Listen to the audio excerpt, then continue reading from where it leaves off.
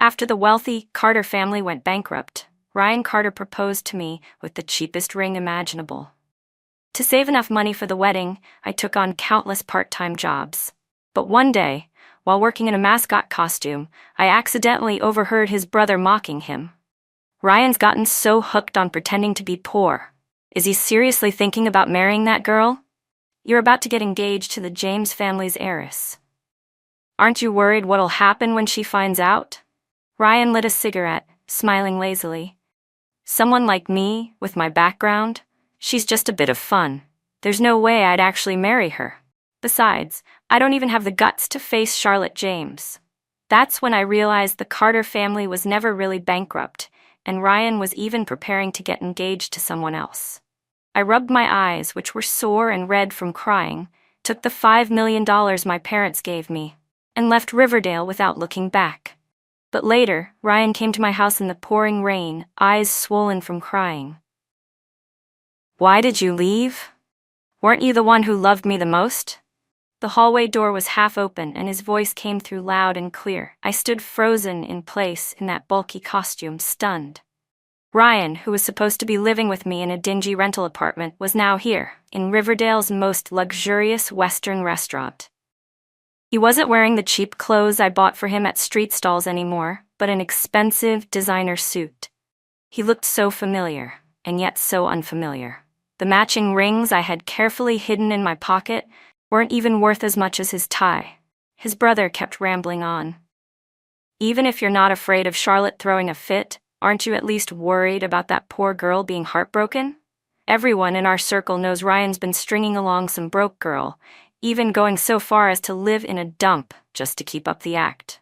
Ryan held a cigarette between his fingers, smoke curling around him, his face completely indifferent. "So what if she's sad? It's not like I ever truly cared about her."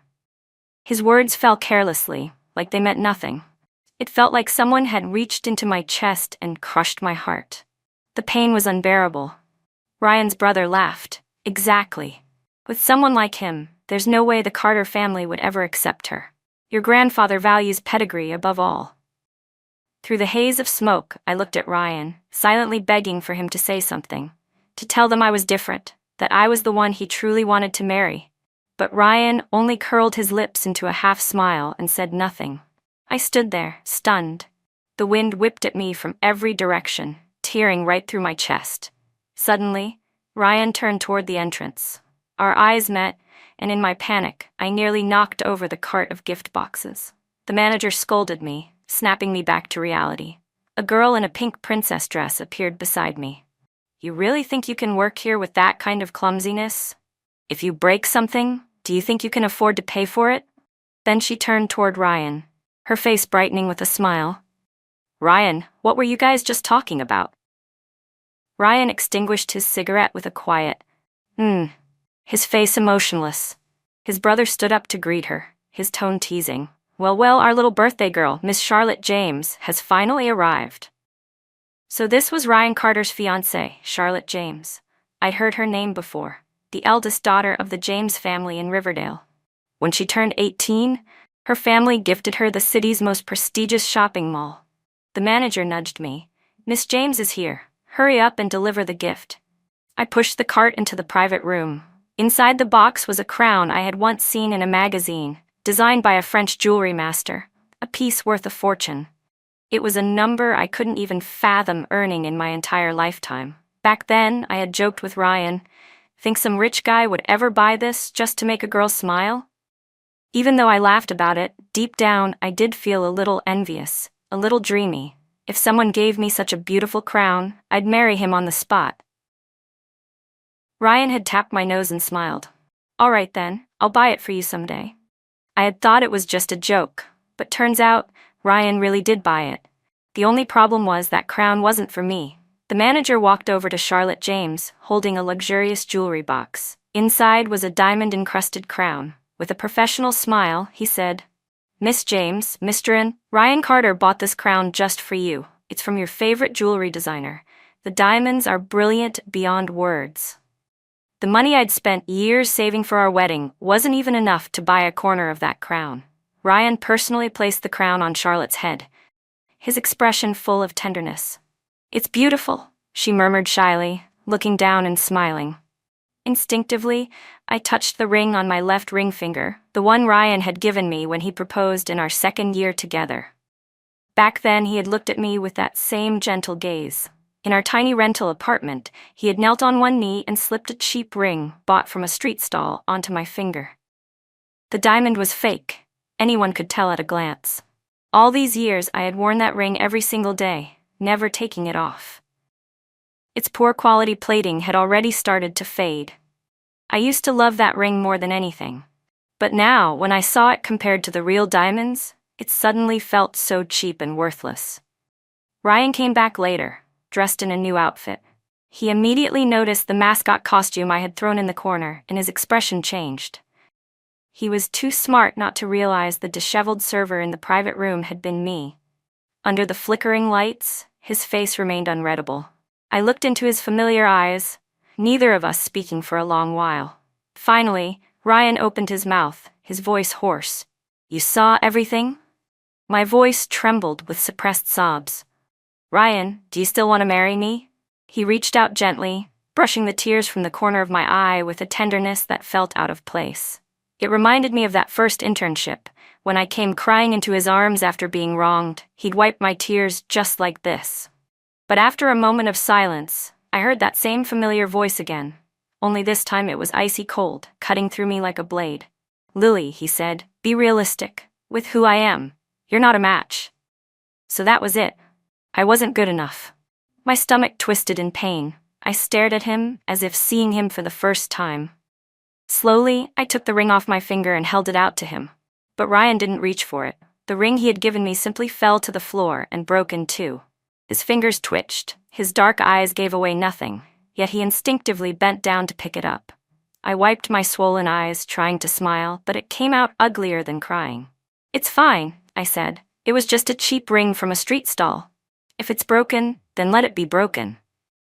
Ryan froze, then carefully picked up the shattered ring. He tried to fit it back onto my finger. But how could a broken ring ever be whole again? No matter how hard he tried, it wouldn't go back on. Frustrated, he slammed it onto the floor again. He rubbed his brow, and when he finally spoke, his tone held that same arrogant pride I had come to recognize from people used to having power. "I can give you anything except marriage. But being Mrs. Carter, that position is out of the question." That humiliation burned through me like a shockwave, sending pins of pain through my chest. My heart went cold, completely and utterly. In silence, I began packing my things. Ryan lit a cigarette and stood there watching me. He didn't try to stop me. Just before I closed the door, his voice called out behind me. "Lily, where could you possibly go without me?" I glanced back at him one last time. His face was calm, unbothered, as if he had already won. But I met his eyes and said clearly, "Ryan, I'm done playing this poor man act with you. We're over." I saw his once confident smirk falter at the corners of his mouth. When his parents came to find me, I wasn't surprised. Just like in all those stories, a check worth $5 million was placed in front of me. His mother was the very image of a refined socialite, graceful and composed in every movement. Her well-preserved beauty spoke of years of privilege and luxury. Her eyes, so much like Ryan's, swept over me with clear disdain, the contempt in them unmistakable. "Miss Shen, I think you know very well, a girl like you will never be allowed through the Carter family's gates." It was the second time I'd heard those exact words. I gave a faint smile, doing my best to hold on to the last bit of dignity I had left. The jade earrings on her ears glimmered green and crisp in the sunlight. I had only glanced at them casually, but the smile on her face turned even more condescending.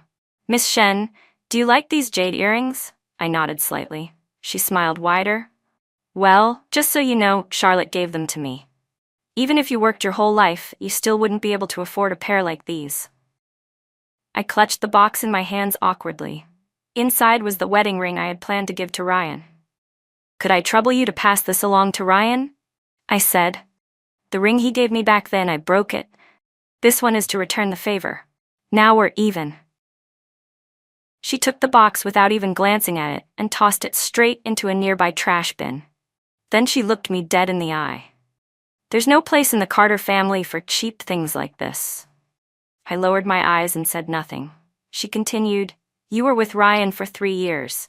This 5 million is more than enough to sever those 3 years of affection. I'll even send you abroad to study. The condition is, you disappear from Ryan's life forever. Think about it. If you keep clinging to him, you might end up with nothing at all." After the Carter family's fake bankruptcy, Ryan and I had lived together in a cheap apartment for 3 years. We had been in love for 3 years.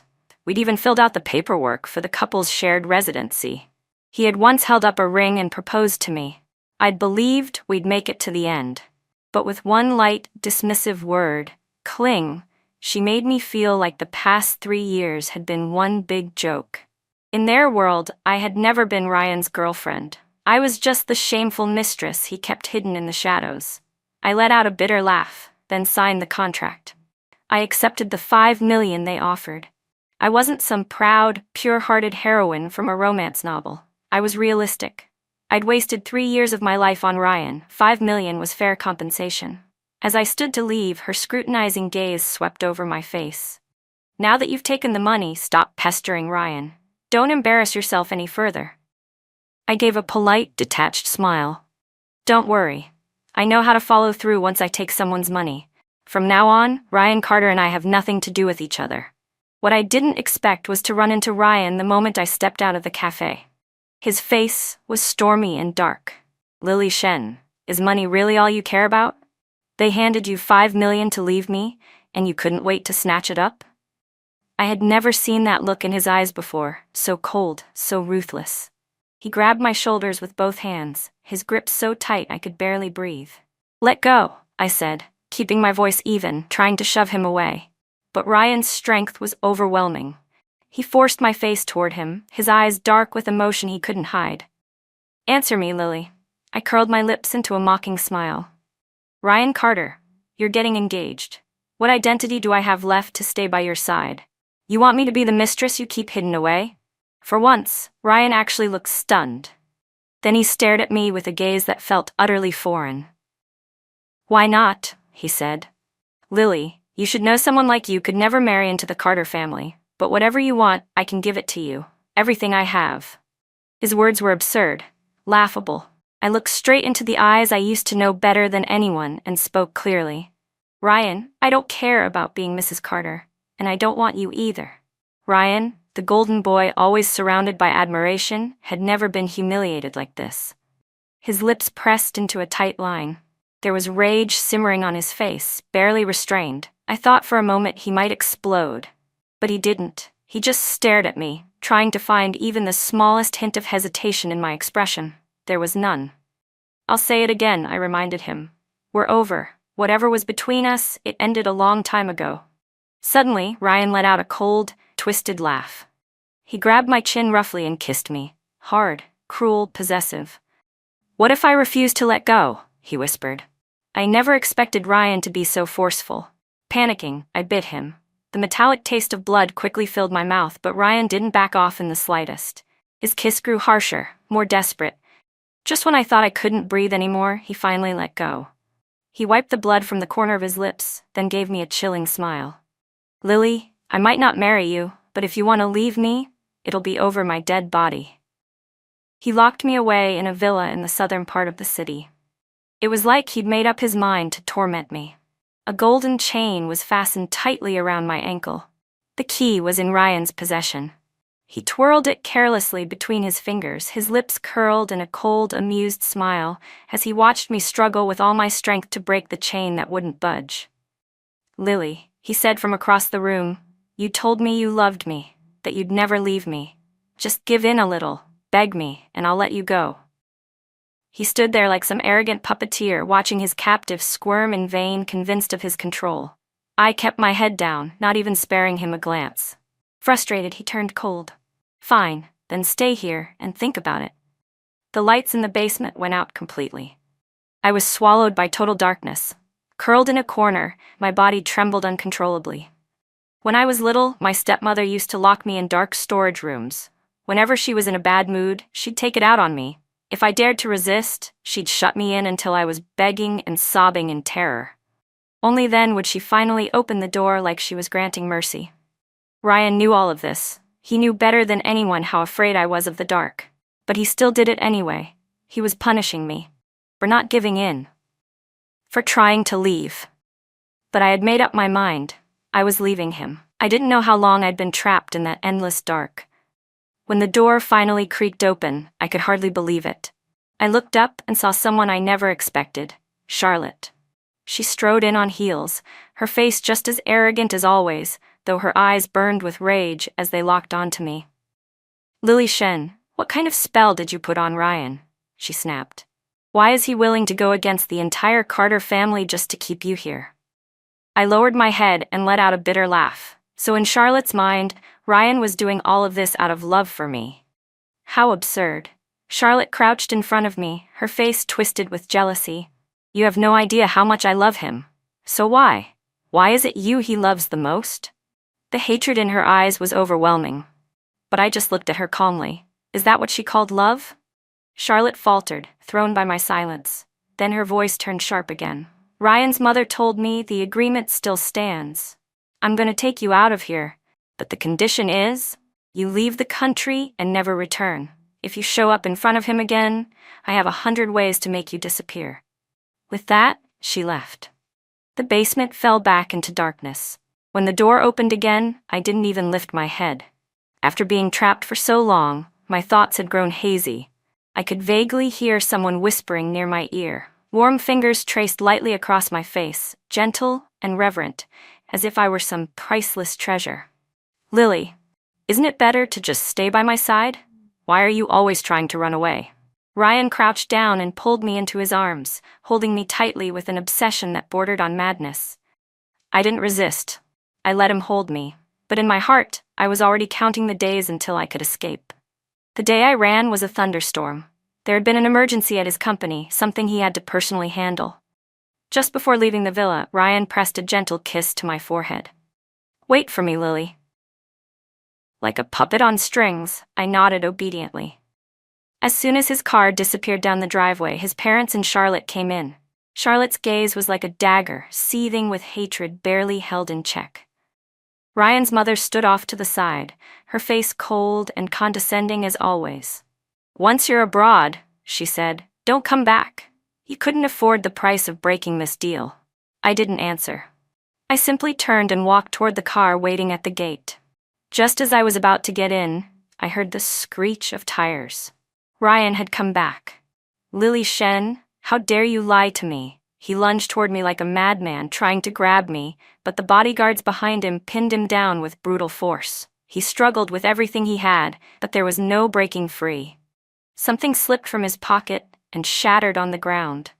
It was the jade talisman I had given him for good luck. Ryan's expression changed in an instant. In a panic, he knelt and scrambled to gather the shards from the muddy ground, his fingers trembling as he tried to fit them back together. But no matter how hard he tried, it wouldn't go back to what it was. His parents couldn't bear to watch and turned away. He roared, eyes bloodshot, locked on me like he wanted to burn a hole through my soul. "Lily, if you leave now, when I find you, you know exactly what'll happen." But my steps didn't falter. Just as I was about to step into the car, I heard his voice again, hoarse, cracked, nearly broken. "Isn't it good, being with me? I'll give you anything, even my life, if that's what you want." I turned and looked at him one last time. Our eyes met. Desperation filled his face as the rain soaked him to the bone. His wet bangs clung to his forehead, and even his black suit was stained with mud. He looked nothing like the proud, composed man I once knew. In that moment, something inside him crumbled. He saw it in my eyes, my resolve, and for the first time, he panicked. His voice trembled as he pleaded, "Lily, stay. Stay with me."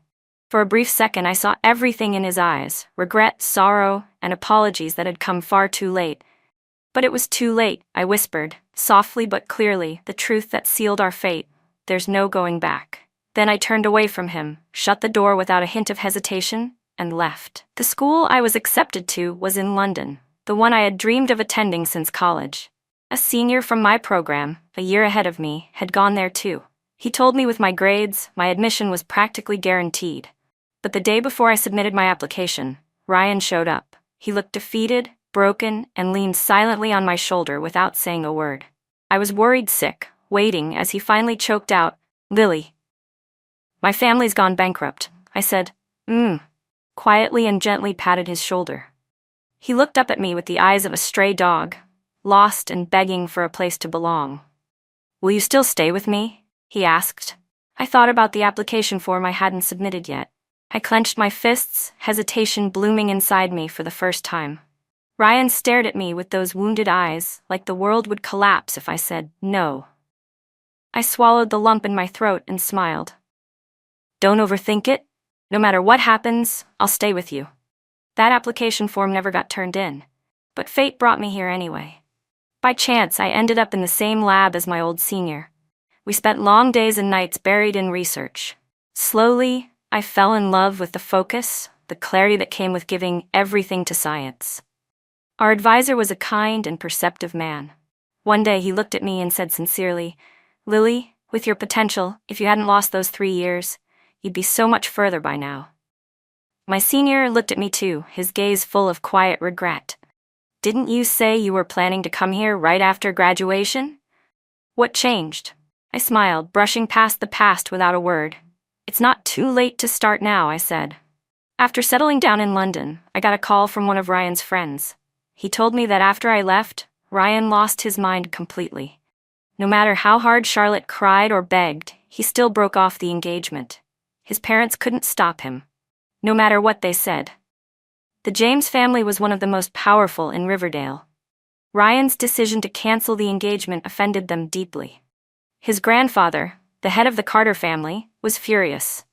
For the first time in his life, Ryan's grandfather used family punishment on the grandson he had once placed all his hopes on. Ryan was severely injured. His parents tried persuading him for a long time, but he refused to bow his head or admit any wrongdoing. Furious, the old man ordered him to kneel in the ancestral hall. Even when the wounds on his back soaked through his clothes, Ryan remained upright and still, repeating the same 5 words like a broken record. "I won't marry Charlotte." He knelt in that hall for a full day and night until his wounds became infected and he collapsed from a high fever. Even in the hospital, Ryan refused to stay put. He tore out his IV drip, shoved past the nurses, and cried out, "I want to see Lily. She's the one I love most." At the end of the call, his friend pleaded with me again, "Lily, he really loves you. I've never seen him like this before." In our world, we're often not free to choose. Ryan was forced into this engagement, but now he's going against his whole family for you. Please, don't torture him anymore, I'm begging you. Torture him? That's when it finally hit me. This engagement had never been the thing that trapped Ryan. What held him back was the pride he shared with his parents, cold, lofty, unshakable. He always looked down on my background, even the little love he'd shown felt like charity.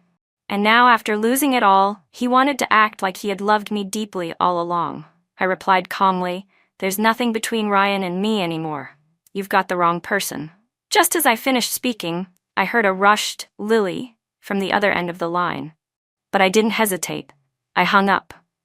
Winters in London were especially bitter. Wind mixed with snowflakes slipped in through the half-open window. I had just left the lab and instinctively wrapped my coat tighter. That's when a tall figure appeared in front of me. It had been a year since I'd seen him, and yet Ryan had crossed an ocean to stand right here in front of me. I froze. My lab partner and senior, Ethan Harper, noticed my expression. "Lily, what's wrong?" I didn't answer. Ethan followed my gaze. There, not far away, stood Ryan in a black trench coat. Tall and strikingly handsome, he drew the attention of several passing girls who turned their heads again and again. Our eyes met. Ryan pulled the corners of his lips into a smile. "Lily, I..." Before he could finish, I turned my eyes away coldly. Ethan saw the whole thing and understood immediately. "That's the ex-boyfriend from back home, right?" he said with a teasing smile. "Wow, he actually chased you all the way out here." His voice was light, joking, but there wasn't a trace of humor in his eyes. He draped an arm over my shoulder, the gesture casual yet intimate. Leaning close to my ear, he whispered, "Want me to handle it, Lily?" That was Ethan. Always bold, always cheeky. I didn't respond to him, but Ryan suddenly lost it. He lunged forward and gripped Ethan's wrist so tightly it looked like he might snap the bones. His expression was pure fury, and his voice was dangerously low. "Get your filthy hands off her." But Ethan didn't flinch. Instead, he pulled me closer and held me protectively. "I'm Lily's boyfriend now. Why should I let go?" As soon as those words left his mouth, I could see the fire in Ryan's eyes was about to explode. I stepped between them. "Ryan, is there something you need? If not, please leave." All the strength drained out of him in an instant. He looked at me with that same old hurt in his eyes. "Lily, does it really have to be like this between us? Do you have any idea how much I've missed you? Ever since you left, I can't sleep, I can't think. Every time I close my eyes, all I see is you. I can't forget you." There was something broken in his voice now, something pleading. "Lily, please, come back to me." I looked at him, confused, like I was looking at a stranger. "You were the one who pretended to be poor and played with my feelings. You were the one who promised to marry me and broke that promise. And now, you say you love me? Ryan Carter, was I just a game to you? You watched me work 3 part-time jobs a day, exhausted and worn out. I worked myself to exhaustion just to save for our wedding. Do you think I was a complete idiot? Guys like you, born into luxury, raised with everything handed to you, does it give you a sense of power to toy with someone's feelings? Ryan, if you really knew me, you'd know one thing. I'm not the kind of woman who forgets pain the moment the wound heals." Ryan froze. His lips moved silently like he was about to speak, but in the end, not a word came out. He could only look at me, his eyes reddening. "This is it, Ryan," I said flatly. "I don't ever want to see you again." I pulled Ethan along and walked past Ryan without so much as a pause. I thought he'd finally give up, but I never expected he'd fall this far. In the middle of the night, I suddenly felt someone standing beside my bed. I jolted awake and saw Ryan standing there, completely soaked. His eyes were bloodshot, filled with madness. "Lily," he murmured, voice disturbingly soft. "Why did you leave me? Didn't you love me the most?" His fingers brushed against my cheek, cold and trembling. My eyes went wide, but I was horrified to realize I couldn't move a single muscle. Ryan pressed a kiss to my forehead, his voice nothing more than a lover's whisper. "Lily, I drugged you. Don't waste your strength. Just stay quietly by my side." I stared at him with undisguised hatred. He covered my eyes with his hand, biting down near my ear, his voice hoarse and low. "Don't look at me like that, Lily. I'm only like this because I love you too much." Ryan had completely lost his mind. He took me back to his place and locked me inside a small room within the suite. My hands were bound with thick rope, and he fastened that golden chain back around my ankle. His hand slid slowly up from my ankle. I couldn't hold it in. I let out a choked sob. "You're insane, Ryan," I shouted, but he only lowered his head and chuckled softly. "Yes, I've been insane since the day you left. Lily, when I touch you like this, where's that man you love so much now?" "Huh?" he sneered. "He doesn't deserve you.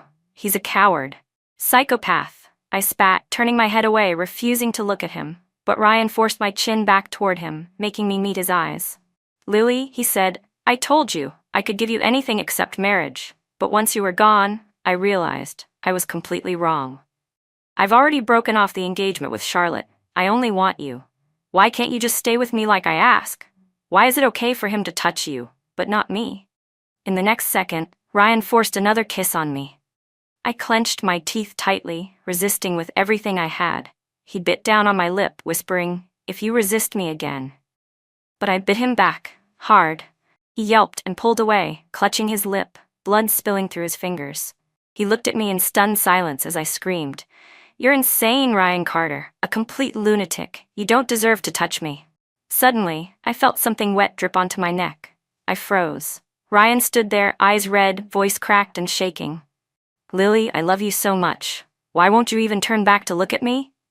He kept me locked away for 3 days and nights. My phone had long since been blowing up with calls from Ethan and my advisor. Our research had entered a critical phase, and my absence hadn't gone unnoticed. Ryan picked up my phone, stared at the long list of missed calls, and his face twisted darkly. "So, he's still thinking about you," he muttered. In the next moment, he smashed the phone to pieces on the floor. I lay on the bed, watching him coldly. Just then, he got a call. He locked the room and left in a rush. It had been 3 days.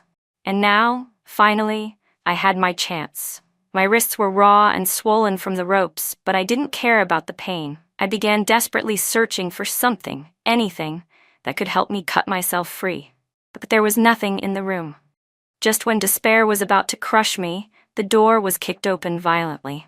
Charlotte stood in the doorway, back after a year, and the hatred in her eyes had only grown deeper. It was like she wanted to rip me apart, like every inch of my flesh made her blood boil. "Lily Shen," she said coldly. "Long time no see. Do you know how much I hate you?" Her voice trembled, heavy with venom. "Why would Ryan be willing to break off our engagement for you? I've known him longer than you have. He defied his entire family and came all the way to London just for you." A group of bodyguards behind her rushed forward and yanked me off the floor. They cut the chain from my ankle like it was nothing. Charlotte stepped up to me, her expression twisted with rage. A cold blade pressed against my cheek. Her voice was laced with poison. "I'll make sure you disappear from Ryan's life completely."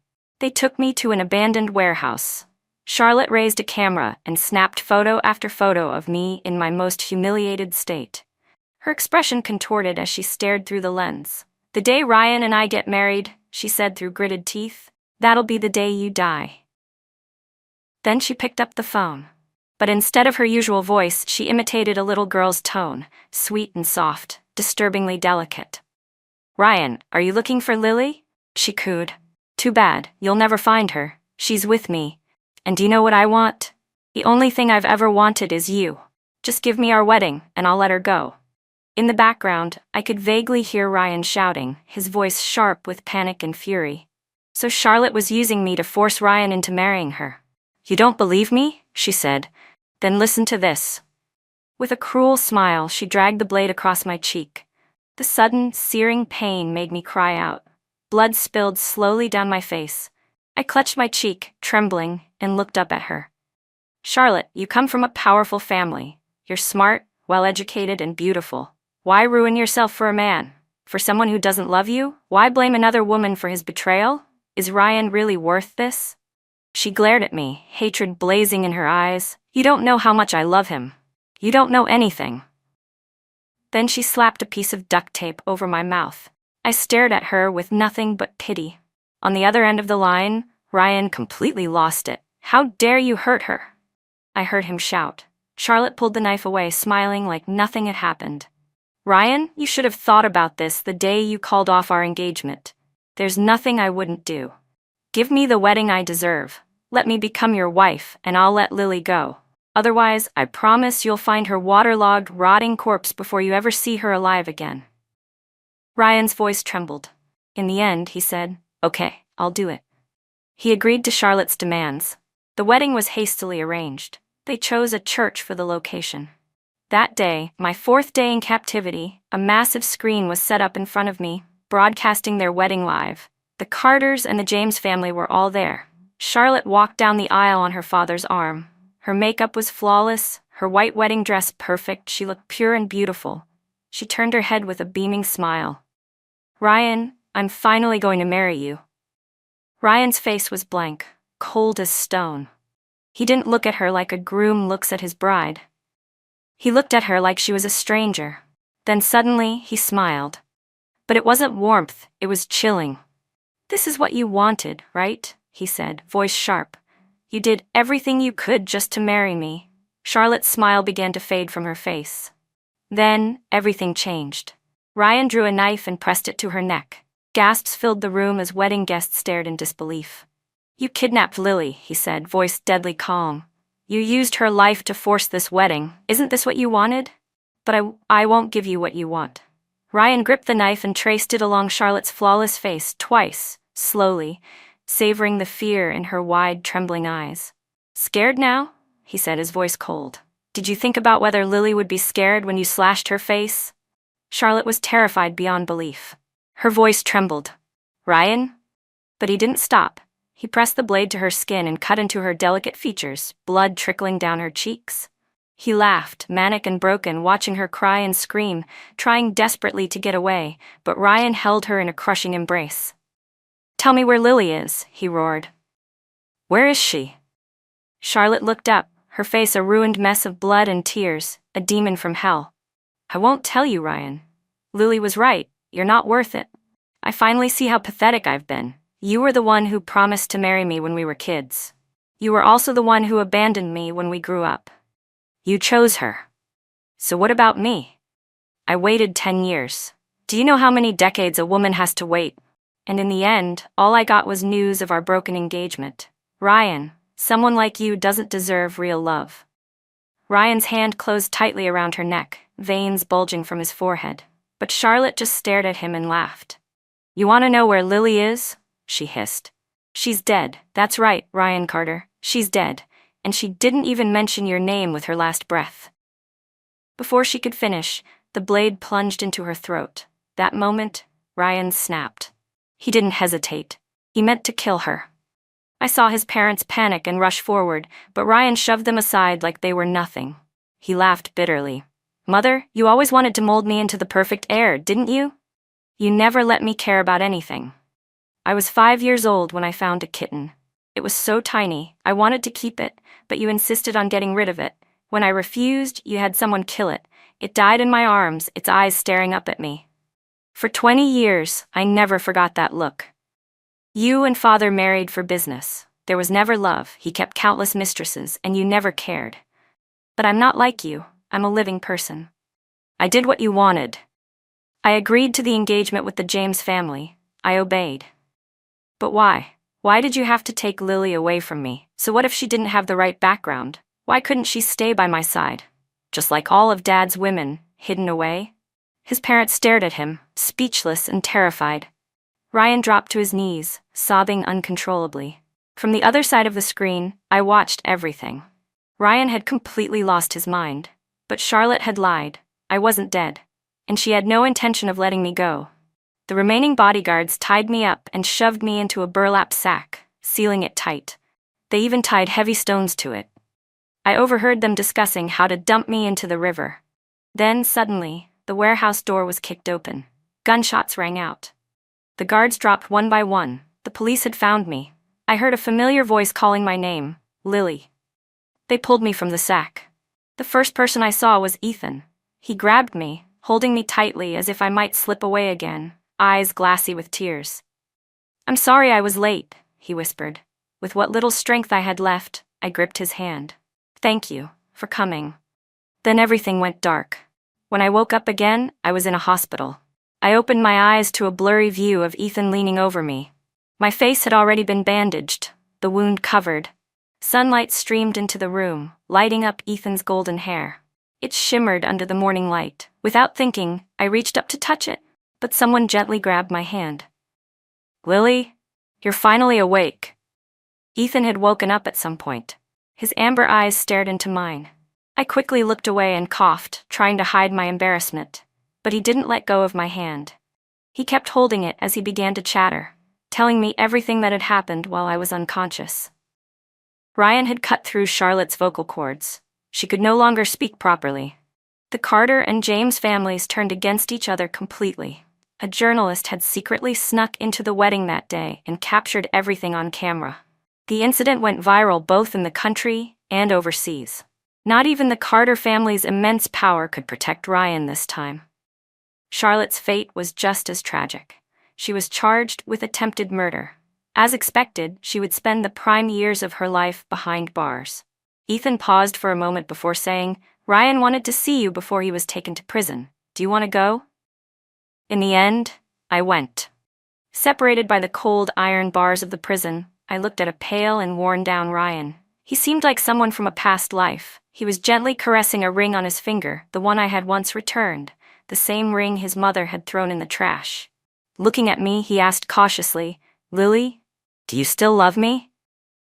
I hadn't expected that question. After a brief silence, I answered, Ryan, there's nothing left between us. From the moment you told me I wasn't good enough for your family, I stopped loving you. His face gradually turned ashen. His voice trembled as he said, Lily, I regret it. But I remained calm as I looked at him. Why did you lie about your family going bankrupt? I finally asked the question that had haunted me for so long. Ryan froze like my gaze had burned him. His head lowered, eyes fixed on the floor, as if he couldn't even bring himself to look at me. I saw your application, he said softly. You were leaving for another country. I didn't know what to do. I was just so afraid of losing you. In that moment, everything made sense. He had put a chain around me in the name of love, but even he couldn't keep me bound forever. For the first time, I was grateful I had walked away when I did. Ryan, I said, you really do disgust me. Let's just consider those 3 years a gift. I stood up and walked out without looking back. He called out, Lily? He seemed like he wanted to say something more, but I didn't turn around. 16 days later, my professor in London beamed as she shared the news. The project I had led had just won an award. Before I went on stage to accept it, one of the senior students from the lab helped me with my makeup and hair. I stood in front of the mirror, staring at my reflection. I barely recognized myself, and I smiled, truly smiled. When I accepted the trophy, applause echoed from all directions. I could hear voices praising my name. My advisor looked on with pride. Ethan stood in the crowd, dressed in a sharp, tailored suit, yet grinning like a goofy kid as he clapped for me. My eyes swept over the sea of familiar faces in the audience, finally resting on the massive screen in the center. On it was an image of me, wearing a violet gown, holding the award with effortless grace. I smiled, genuinely, from the heart. At the celebration banquet, Ethan made his way through the crowd and stopped beside me. Big deal now, huh? He teased. Lily, I bet the list of people lining up to ask you out reaches all the way to France. I rolled my eyes and turned away, refusing to humor him. But Ethan wasn't about to give up. He draped an arm casually around my shoulders, close and familiar.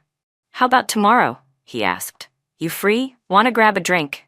I pushed his hand off, pretending to struggle with the decision. Tomorrow, huh? I was free, but didn't you say I've got guys lining up from here to France? I guess I should think about it. Ethan immediately pulled a dramatic face, looking completely defeated.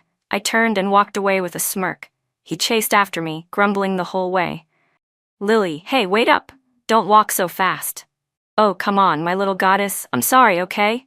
I curved my lips into a smile. I had only lost 3 years, but I still had dozens more ahead of me. London was beautiful in every season, and thankfully, I had all the time in the world to see it.